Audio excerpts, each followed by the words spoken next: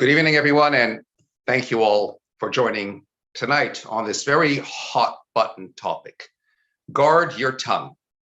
We're talking about this tonight for two reasons. The first is because gossip in the 21st century has manifested itself in all different forms and guises, many of which we might not assume to be so bad, social media, for instance. And so it's imperative to address this social malaise to gain some perspective on what is to be considered one of the most unassuming, but equally most severe iniquities that is the root cause of so much that is wrong in today's world. And secondly, I have to give thanks to an anonymous person who was really emphatic and insistent and said, Rabbi, you really need to do this lecture. It is so imperative. It is so important. So I thank him for his encouragement and us taking up this lecture and this theme tonight. So let's jump right in. Let's take it from the top. Society is famous for its emphasis on freedom of religion, and arguably above all else, freedom of speech. In some countries, what you say can cost you dearly. Indeed, in some countries, quite possibly even your life. But in most democracies, you can pretty much say what you want, when you want, to whom you want. And that raises an existential question. Does the fact that you are allowed to say whatever you want mean that you should say whatever you want? Does freedom of speech mean you can yell fire in a crowded theater? And even as ultimately society has determined that, yes, it is legal to do so, does it necessarily mean that it's moral to do so? See, the hard fact is this broad societal right and permissibility of freedom of speech actually leaves gaping holes, enabling so much moral decline. Fun fact, security agencies tend to monitor suspected terrorist calling patterns. That's to say they don't necessarily listen into actual phone conversations because that would have legal implications, but they are allowed to determine who's calling whom and when and how often and so forth. And that way they can determine certain terrorist patterns or what have you. Now in America, of course, the Civil Liberties Union argues that violates the First Amendment as it infringes on free speech by virtue of intimidation. And so you have the usual debate of national security versus civil rights. But if there's one thing the argument does make us consider, it is this: knowing that someone else is monitoring your conversation, not even what you're saying, just the fact that you are talking in itself is intended to already intimidate somebody to being more cautious, more careful. So we take that leap from there into knowing that God is not just monitoring who you're calling. He's not just monitoring your calling patterns, so to speak, but he is every bit aware of every conversation you're having. Shouldn't that certainly have an intimidating effect? So with that in mind, I'd like to take you on a little journey through history. Let's consider the immediate two instances in Jewish history where we are given a subtle glimpse into how careful we should be with our choice wording. And I'm going to focus in specific on three main stories in the Torah that everyone pretty much universally is familiar with. Story number one. Everybody knows the story of the Exodus. In the story of the Exodus, God sends Moses on a mission to redeem the Jewish nation from Egypt. Moses, however, responds, but they are not going to believe in me, and they're not going to listen to me. And they're going to say, God did not appear to you. Now, can you identify anything wrong with Moses' remark? You see, the commentators are quick to point out that Moses wasn't necessarily speaking badly of the people. He didn't say anything wrong. He was simply not giving them the benefit of the doubt. You see, God came to Moses. God said to Moses, go redeem the people to finally bring about their salvation. Why is Moses then doubting it such that he says, they won't believe in what I have to say? Now, to be sure, as much as God might give an instruction, he's nonetheless not going to interfere with an individual's free choice. So he gives an instruction to redeem the Jewish nation, but of course, it still remains the people's choice as to whether they will listen and believe Moses or not. So if the choice to believe or not still remains, Moses wants to know, what if they choose not to believe in me? It's a fair question. The only problem is, Moses didn't phrase it as a question. He stated it matter-of-factly, they will not believe in me. And that's already something of a problem. How does God respond? He gives Moses signs by which to capture the Israelites' attention. The first sign was to take his stick and throw it to the ground, and behold, it turned into a snake. You've got to wonder why, indeed, of all the miracles that God could have chosen, was this the first sign with which he's introducing himself, as it were, to the Jewish nation? So Rashi, the commentary par excellence, steps in and immediately makes the observation that this miracle of a stick turning into a snake was in direct response to Moses' unfortunate choice wording about the people. In Rashi's words, he assumed for himself, that is Moses, the occupation of the snake, which we assume to mean that just as a snake has its tongue slithering in and out, representing the notion of gossip, so too here Moses seems to be doing something of the same in the way that he spoke about the Jewish people. In other words, God, though on the one hand is teaching Moshe some magical miracle by which to make an impression on the masses, is also nevertheless choosing something that, if you will, doubles as a chastisement on Moshe himself. Let's consider the other sign, the next sign. God tells Moses, put his hand into his pocket, and behold, it comes out and is covered in leprosy. And then he puts it back and it becomes clear. What's the significance of this sign? Yet again, Rashi steps in and tells us this was intended to drive home the point as to the fact that Moses spoke lashon hara, gossip. Because later in the Torah, we are introduced to this physio-spiritual malady of so-called leprosy that can affect a person for speaking gossip, speaking lashon hara, gossiping about other people. And so already at this earliest stage, we have this hint of it, even if only momentarily, to demonstrate the point to Moshe that he spoke unfavorably about the people. I mean, it's incredible. God is doubling down on his rebuke to Moshe, not one, but two signs that convey the same message. But here's my problem. I get it. God is looking to make a point to Moshe. Don't speak badly about anyone, however justified you might be, however right you might be. Just give them the benefit of the doubt. Unless you're there, unless you're them, you don't know their set of givens, and therefore it's not for you to judge or assume anything about them. Fine. But who are these signs for? Are these signs for Moses, or are these signs for the people? Moshe is asking God to give him something with which to make an impression on the people.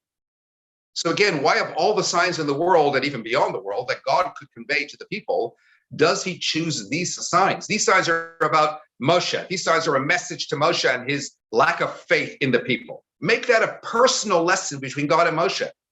Don't make those the signs with which to present to make your first impression on the nation.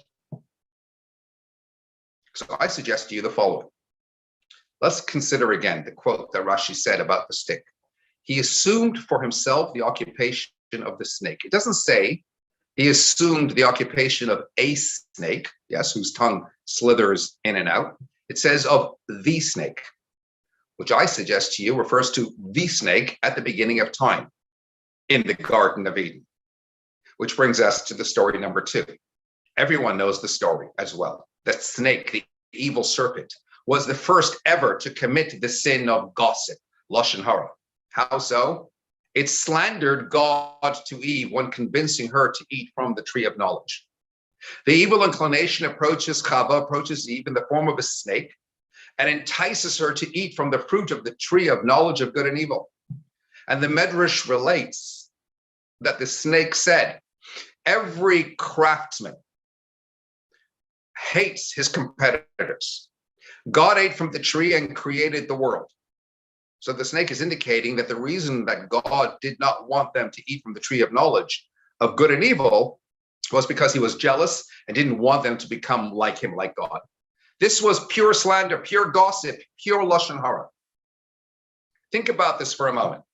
The very first transgression committed in the world, even before the eating of the tree, was lashon hara, slander as committed by the snake. And as we well know, Adam and Chava, Adam and Eve, they listened to this gossip. And it brought about their expulsion from the Garden of Eden and death and really everything negative as we know it in our world today. The very threat to man's mortality emanates from that initial event with the snake. And by the way, what was Adam's response when God challenged him about eating from the tree? The first thing he says was, Eve made me do it. It doesn't matter who made you do it. You're responsible for your own actions. So he's also falling prey to Lashon Hara. The end result of that tragic episode is that Adam and Eve are expelled from the Garden of Eden. Yes, that was as a result of their eating from the tree, which God said not to eat from. But what led them to eat from that tree in the first instance is listening to the slander, to the gossip of the snake. Let's fast forward a number of generations to story number 3. The Torah portions we're presently reading discuss all about the story of Joseph and his brothers. And again, everybody knows this story as well. The tension between Joseph and his brothers results in Joseph being sold down to Egypt, eventually becoming viceroy in the land, which in turn leads to his whole family having to come down to Egypt, which led to the eventual exile there. How did it all start? In the words of the Torah, and Joseph brought their bad reports to their father. Joseph was misinterpreting certain actions that he witnessed by his brothers, and he runs to report this to his father.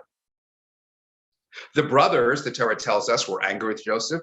They can't find peace with him. They ultimately sell him down to Egypt. The dreams that he had just further piled on the animosity, and everything transpires from there. He was bringing their bad reports to his father. Maybe he had all the best intent in the world. Sure, he had all kinds of altruistic ideas, but whatever your intentions, you don't get to judge other people without clarifying, and you certainly don't get to speak badly about them under any circumstances. Think about this. The first exile in human history, Adam and Eve being exiled from their paradise, happens on account of talebearing. The first national exile, where we end up collectively as a nation in Egypt, transpires on account of talebearing. The first by the snake, the second by Joseph. Coming back to Moses, he seems to be guilty of not speaking favorably at first about the people as well. But that's not a problem unique to Moses. Like we demonstrated, it started already at the beginning of the time. Hence, Rashi tells us the stick turned into a snake because he assumed the occupation of the snake.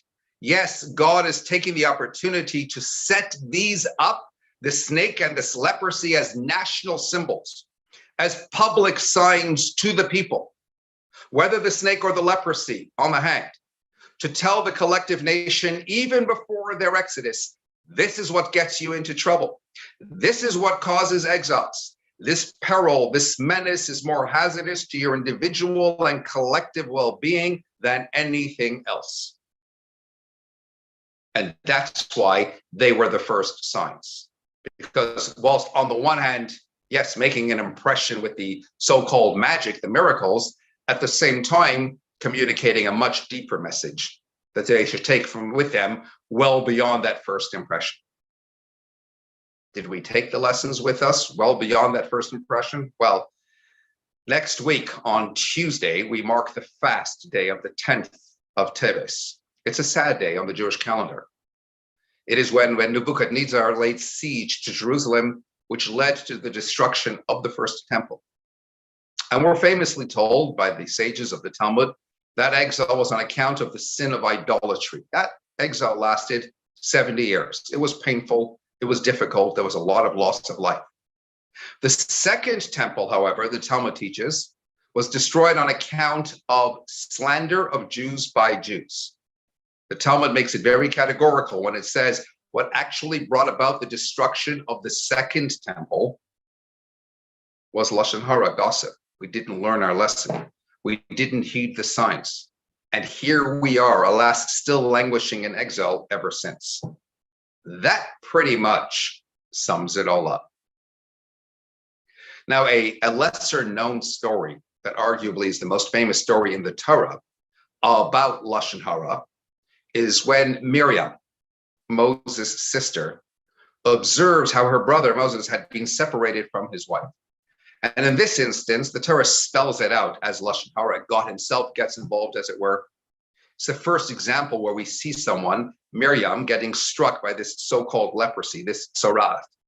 It is this example that is cited by Maimonides, etc., to demonstrate about Lashon Hara. Miriam is held up as the ultimate example of Lashon Hara. Why? She didn't say anything bad. It was more of an observation. But that's precisely the point. What you think isn't so bad can still be so bad. Just because you don't think it is bad, it doesn't mean it isn't hurting the other person. And you know what? Maybe what you're saying isn't bad per se, but just because it isn't bad, it doesn't mean it isn't wrong. In fact, in that episode with Miriam, the Torah interjects and states very categorically, emphasizing the humility of Moshe. He was the most humble of all men, says the Torah. In other words, he couldn't care less. He does remain untouched. He does remain unaffected by the words spoken. You see, you might think Lashon Hara is bad, only when it might have a detrimental effect on the well-being of somebody else. Comes along this story of Miriam and forcefully counters that. It's not just about the other person. It's every bit about you too. It doesn't have to be bad, as we said. This story is to give us an altogether different perspective about gossip, about Lashon Hara. And that is simply this. You were given the gift of speech, and you have an absolute obligation to utilize it for appropriate purposes and not abuse it for anything else, however trivial you presume it to be. Let me explain. At the beginning of creation, the Torah actually says God formed man, and then it says man became a living being. A living being is translated as a speaking soul.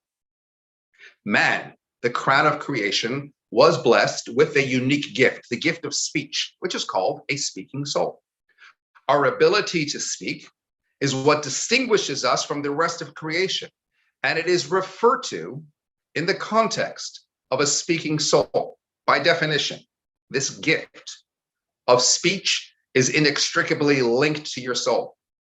What you say, how you speak, the words that come out from your mouth shows where your soul is at.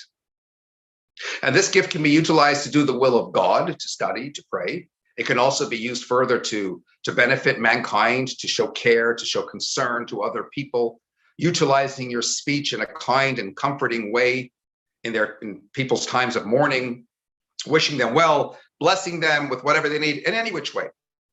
But of course, man has the ability to use this precious gift to go against the will of God, to curse fellow human beings, to slander them, to offend them, to put them to shame in public. Instead of talking words of truth, speech can be used to disseminate lies and hatred.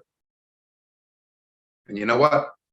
Even when you may not be talking bad, your speech is still a gift. Cherish it. Utilize it for good, for the benefit of others. Don't squander it. So really what we have over here are two distinct aspects to gossip, to Lashon Hara. Number one, there is the abuse of another human being, be it directly or indirectly. And number two, there is the more subtle aspect to Lashon Hara, namely the abuse of the gift of speech itself. And two things emerge from this. The first is that when you speak Lashon Hara, you're not just harming the other person, but by abusing the very gift by which you are defined in creation, inextricably linked to your soul, you are certainly harming yourself as well. Or to put it differently, what Susie says about Sally says more about Susie than of Sally. Think about that. Secondly, even when it's more subtle, when you assume it to be not harmful, nevertheless, you're not using your gift of speech for its intended purpose. Did you know there are a total of 31 mitzvot, 14 positive and 17 negative in the Torah that relate directly or indirectly to forbidden speech? That's 5% of all of the commandments. There was a man who went around his community gossiping terribly about the rabbi. And after a while, he realized the wrong that he'd done and he began to feel remorse. So he went to the rabbi and he begged his forgiveness. He said, I'll do anything to make amends. And the rabbi said, fine, go take a feather pillow, cut it open, and throw the feathers outside in the wind. And the man thought, it's a bit strange, but he complied. He took the feather pillow, cut it open, went outside, and started to throw the feathers all around in the wind. And the rabbi then said to him, he comes back to the rabbi and he says, okay, rabbi, I've done what I need to do. Now what? And the rabbi said to him, okay, now I need you to go outside and gather up all the feathers again. And the man looked at him, what are you kidding me? I mean, what are you insane? They're all blown around everywhere. How can I go and collect the feathers? And the rabbi said to him, that's exactly the point. Just like it's impossible to gather up the feathers, it's impossible to take back the words spoken because they've already spread, and who knows where, and who knows how far, and who knows how much damage has been caused. The Talmud teaches that the tongue is so dangerous that it's hidden behind two protective walls, the lips and the teeth. Our problem is we don't appreciate the consequences attached to Lashon Hara. You know, the Talmud tells us that someone who speaks Lashon Hara is tantamount to having committed all three capital sins: idolatry, adultery, and murder. Why? Because when you speak Lashon Hara, you're killing with your words another person's self-esteem, another person's reputation, possibly another person's livelihood, their family, the list goes on. That's murder. When you speak Lashon Hara, you're obviously privy to information about this other person. Hence, you're speaking about them as the ultimate betrayal. You're being eminently unfaithful to that person when gossiping about them. That's like adultery. And you're abusing God's gift of speech, as we explained, defying him, as it were. That's idolatry. When you speak Lashon Hara, it's tantamount to having committed all three capital sins. The crazy thing is, when somebody commits murder, well, you have to deal with all sorts of things, right? You've got to dispose of the body, got to hide the evidence, you've got to possibly escape the police and the media, so you're careful about it. But when speaking Lashon Hara, you only have to deal with your own conscience, and unfortunately, we tend to have a pretty easy time of this. The truth is, if gossip, if Lashon Hara was food, most of us would be overweight. And I suggest to you that gossip is far worse a plague than COVID. Because whilst we struggle with all variants and mutations of COVID, gossip, however, has one easy fix. Simply this: if you didn't see it with your own eyes or hear it with your own ears, don't invent it with your small mind and share it with your big mouth. Speech is a gift, and a lot of problems in this world would disappear if we talked to each other rather than about each other. The problem is, and here we jump into the 21st century, our society is not geared to look down on Lashon Hara. It's a multi-billion-dollar industry of gossip magazines, TV shows, websites. You know, we're very disapproving of smoking. We're very disapproving of excessive drinking and the like. But Lashon Hara, with its few legal and physical consequences, isn't considered an evil. In fact, I suggest to you, for most people, littering is worse than Lashon Hara. This seeming lack of consequence means that Lashon Hara is omnipresent. Moreover, never has the world been more susceptible to negative speech than in our social media age. Whilst we mentioned abusing the gift of speech, which is, of course, specifically through speaking, the harm and the damage that is engendered today through social media is infinitely greater. Because what you have to say about another person, even if communicated through the keyboard rather than the mouth, nonetheless reaches a far wider audience instantly and can often become enshrined for all of eternity for anyone through the ages to access and read. That's really dangerous stuff. In fact, there's an unprecedented and inherent danger in it as well. When you communicate verbally, the tone with which you express yourself sometimes says more than what is being conveyed. In other words, it's not always what you say also, but how you say it. You could look at somebody else and you can tell them, as my father of blessed memory often would, he'd look at somebody, he'd smile and say, you're an imbecile, you're a nincompoop, or whatever else besides. And it was always taken in the light it was intended, because it was accompanied by a glint and the smile, etc. Imagine sending those words to someone on Facebook or Twitter or even email.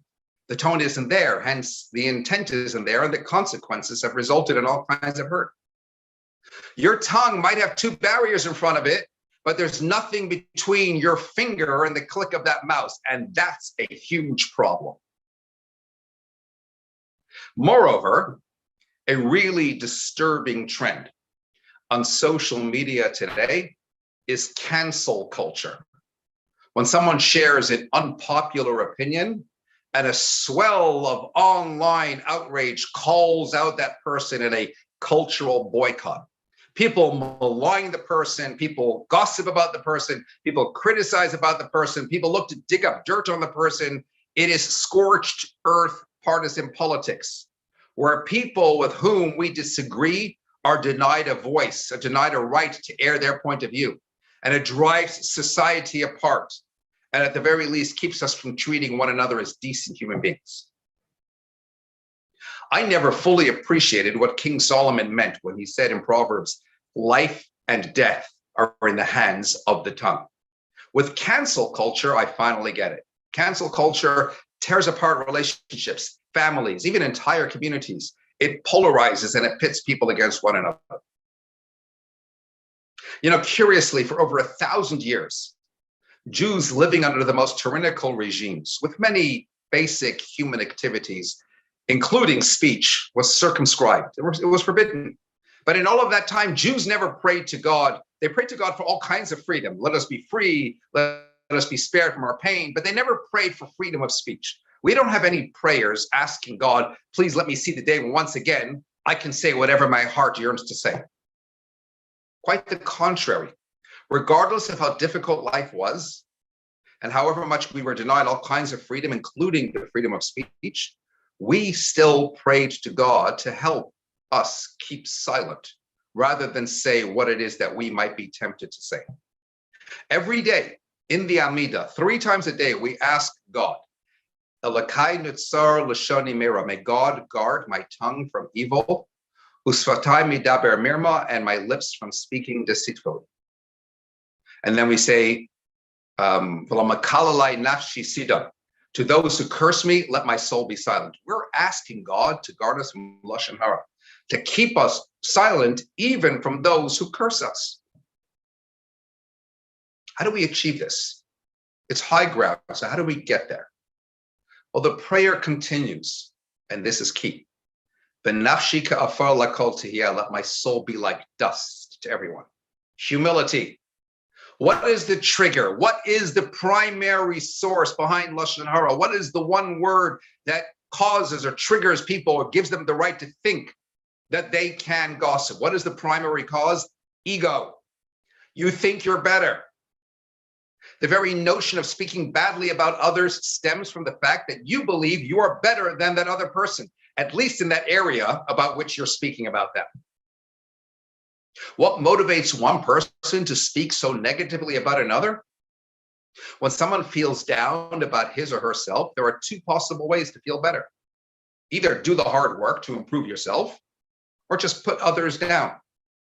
And the logic goes something like this. By knocking others down, I feel higher and I don't look so bad by comparison.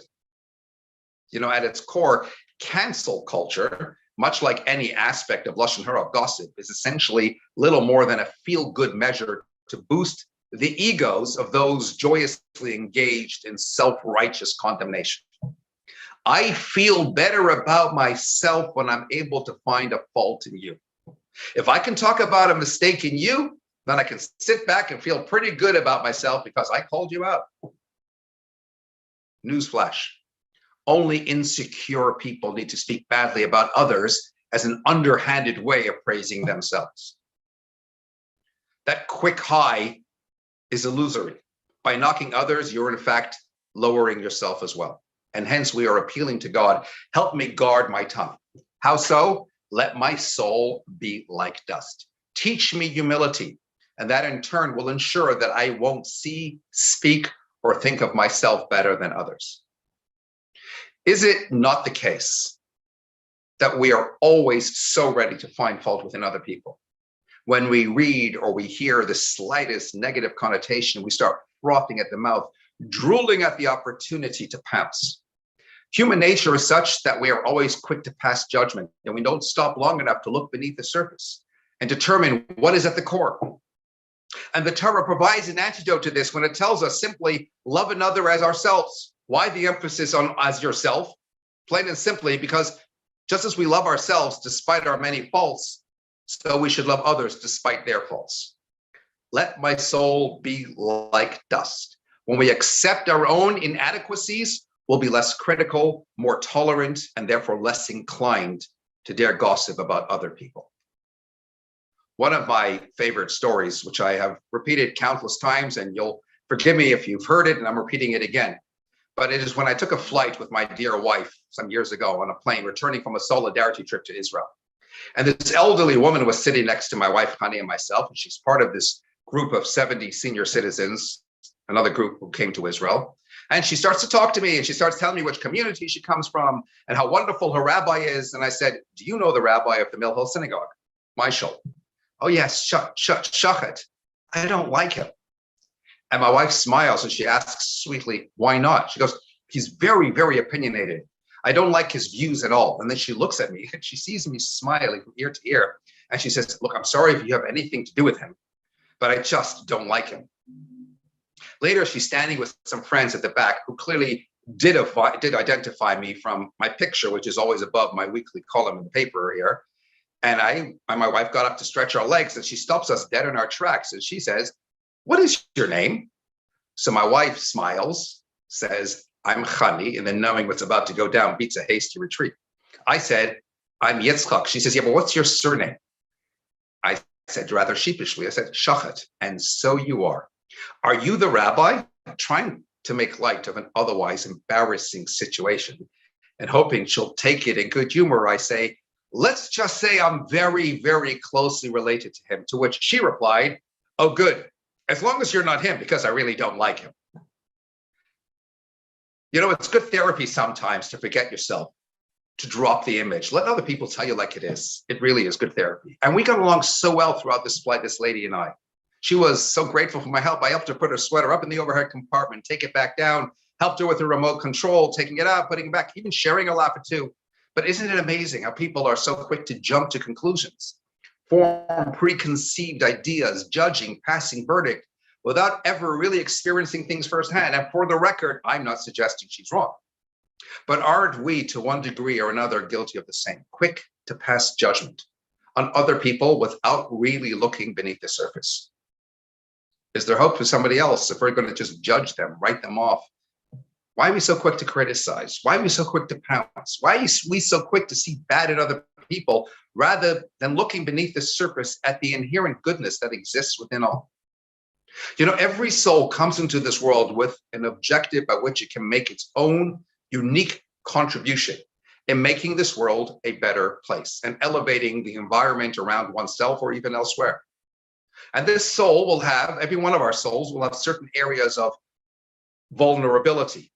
The soul is vulnerable because it's necessary for that soul to have the capacity to be tempted or tested in a certain area, or to have exposure to failure in a certain area in order to be able to rise to the challenge. And that challenge is unique to that soul.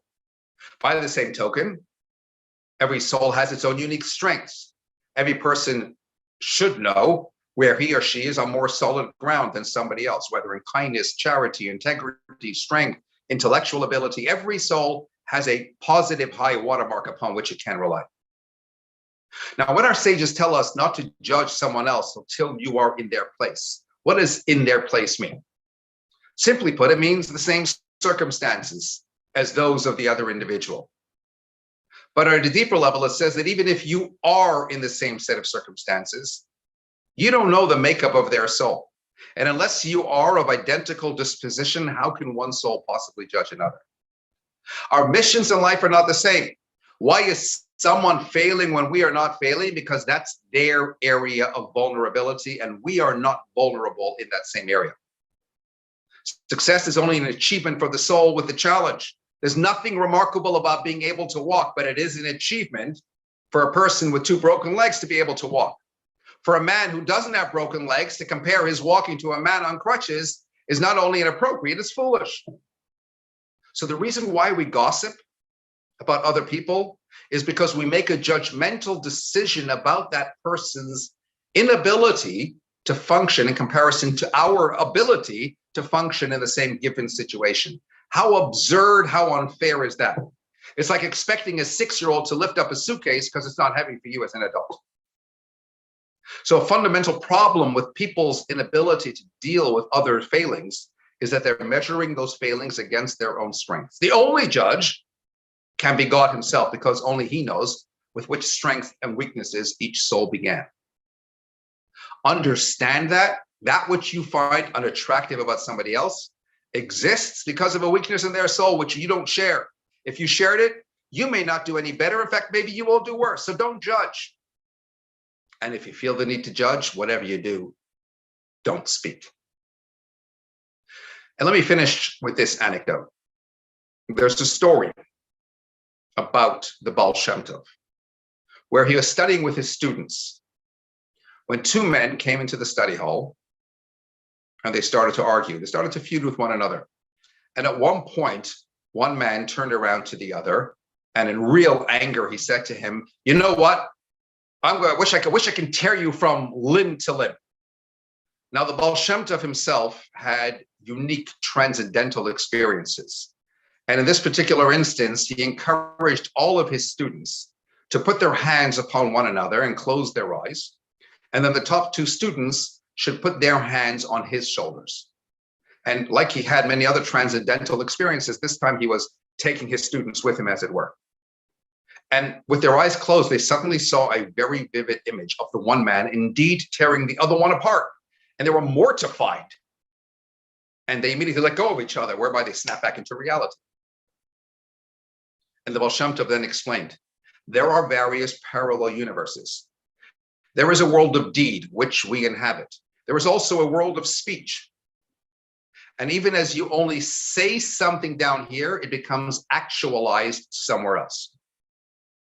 And the point in our context is, when you speak here, you are giving expression to your thoughts. And in so doing, it's becoming realized somewhere else. It's being expressed in a very real way somewhere else. Or to put it somewhat differently, when you speak about a negative trait regarding somebody else, you're actualizing it and giving it vitality. You're causing that fault to become more manifest in that other person. You're bringing it out in them. And that means, therefore, whatever that person does indeed do wrong, it's every bit on you as well.